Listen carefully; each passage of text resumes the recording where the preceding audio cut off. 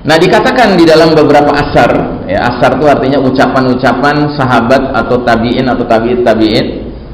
Salah satunya dari Muhammad bin Ali bin Abi Thalib, anaknya Ali bin Abi Thalib yang bukan dari Fatimah. "Idza ra'aitum naran minal masyriqi thalathata ayyamin aw sab'ati fatawaqqa'u faraju ali Muhammad." Apabila kalian menyaksikan api dari arah timur selama 3 atau 7 hari, maka jatuhkanlah diri kalian kepada kelapangan keluarga Nabi Muhammad sallallahu alaihi wasallam. Istilah jatuhkanlah diri kalian pada kelapangan keluarga Nabi maksudnya adalah sambutlah dengan penuh kegembiraan hadirnya Al-Mahdi, ya.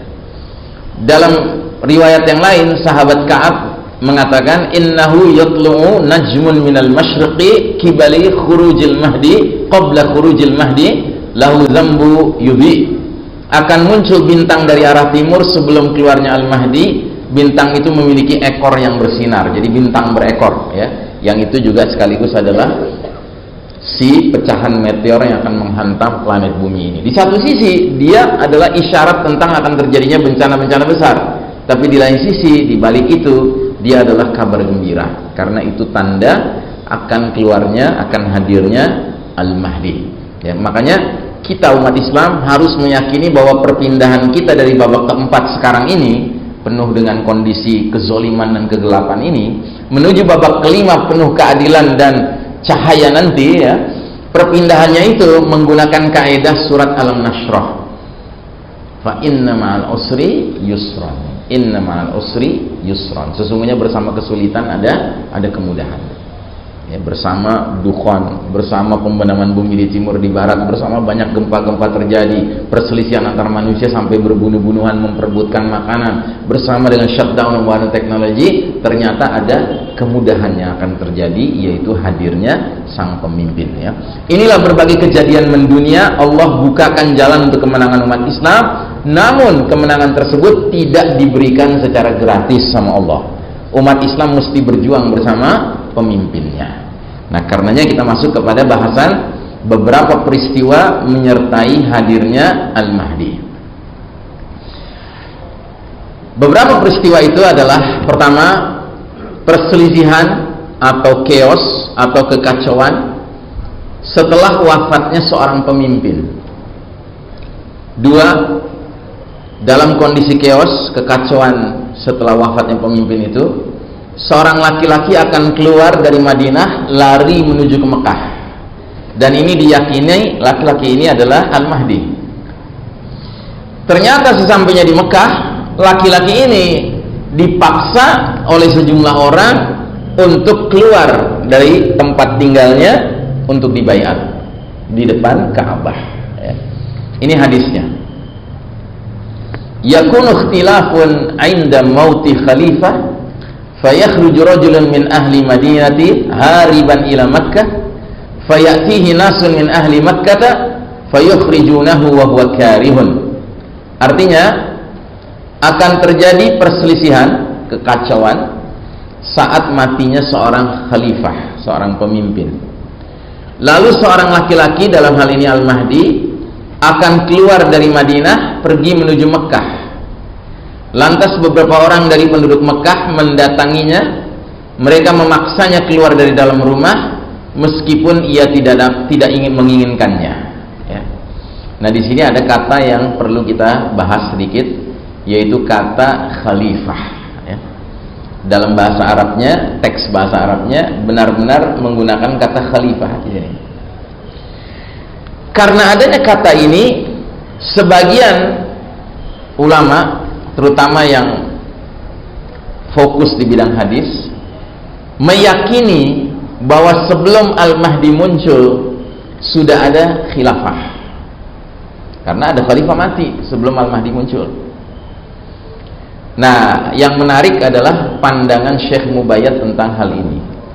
Di halaman 725 kitab Ensiklopedia Akhir Zaman, Syekh Mubayyad menggarisbawahi bahwasanya, ya, lafal khalifah yang dituturkan dalam bentuk yang bukan makrifat tetapi bentuk nakirah, ya.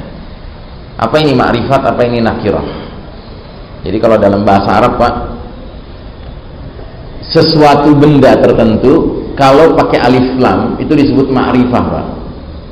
Misalnya al-kitab itu ma'rifah, tapi kalau kitab itu nakirah, ya. Dan yang pakai alif lam itu artinya definite article. Kalau nggak pakai alif lam, indefinite article. Contoh misalnya surat Al-Baqarah ayat pertama, ayat kedua, alif lam mim dzalikal kitabu la raiba fihi. Alif lam mim itu, ini adalah kitab yang nggak ada keraguan di dalamnya. Kitabnya maksud kitab apa nih? Kitab apa? Al-Quran, ya. Dan orang bisa tahu ini kitab Al-Quran karena di situ kata kitabnya pakai alif lam, sudah definite, tertentu. Dzalikal kitabu la raiba fihi. Tapi kalau dikatakan hadza kitabun, ini adalah kitab, ini adalah buku. Ah, ini bisa buku apa saja. Sama, kata khalifah di sini nggak pakai alif lam, bukan al-khalifah. Sehingga menurut Syekh Mubayyad, dia bukan khalifah untuk seluruh kaum muslimin. Tapi dia indefinite khalifah. Ya, bukan definite khalifah. Kalau definite khalifah seluruh kaum muslimin sepakat dia sebagai khalifah. Ini tidak. Sebagian umat Islam menganggap dia khalifah, tapi sebagian yang lain tidak menganggap dia khalifah. Dan yang paling mungkin mempunyai kedudukan seperti itu siapa?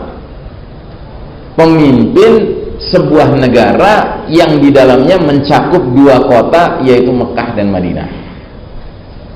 Kerajaan apa itu namanya? Kerajaan Arab Saudi, ya. Sampai hari ini saudara sekalian rahimakumullah, tidak sedikit warga Saudi menganggap rajanya itu khalifah. Satu. Terus kedua, sistem pengangkatan seorang raja di Saudi, kalau raja sebelumnya sudah wafat, ya, itu menggunakan cara seperti mengangkat seorang khalifah di bai'ah, ya. Nah, jadi Syekh Mubayyad tidak beranggapan sebelum Al-Mahdi ada khilafah, tidak. Hadis ini mengisyaratkan bahwa seorang pemimpin yang memenuhi kriteria sebagai khalifah bagi sebagian masyarakat yang dia pimpin, itu iya, ada. Dan dalam hal ini dugaan kuatnya adalah matinya seorang raja kerajaan Arab Saudi. Apakah matinya Raja Salman? Wallahu a'lam bishawab. Banyak pengamat politik Saudi mengatakan sangat dikhawatirkan kalau Raja Salman sekarang ini meninggal, ya, maka politik di Arab Saudi akan gonjang-ganjing. Mengingat bahwa putra mahkota yang ditunjuk dan sekarang aktif berkuasa bernama Muhammad bin Salman, ini otaknya otak liberal sekali, otaknya otak Yahudi sekali, ya. Nah, maka dikhawatirkan kalau Salman dalam waktu dekat ini meninggal, sangat potensial terjadi chaos di masyarakat Arab Saudi. Karena masyarakat Arab Saudi biar bagaimanapun masih cukup banyak yang kuat berpegang pada agama. Ya, akan sulit bagi mereka menerima kepemimpinan sebagai raja seorang seperti MBS ini. Wallahu a'lam bishawab, ya. Terus kemudian kita lanjutkan. Disebutkan juga dalam hadis yang lain, yaqtatilu 'inda kanzikum thalathatu kulluhum ibnu khalifah. 3 orang akan saling berbunuhan untuk memperebutkan harta perbendaharaan kalian. Mereka semua adalah anak khalifah. Ini juga menarik. Kalau kita kaitkan kata khalifah ini sebagai yang dimaksud adalah pemimpin kerajaan Arab Saudi, struktur politik di Arab Saudi sampai hari ini, Pak, setiap raja yang baru ditunjuk dia punya hak menentukan 3 putra mahkota, ya. Ini juga Nabi menyebutnya 3 putra.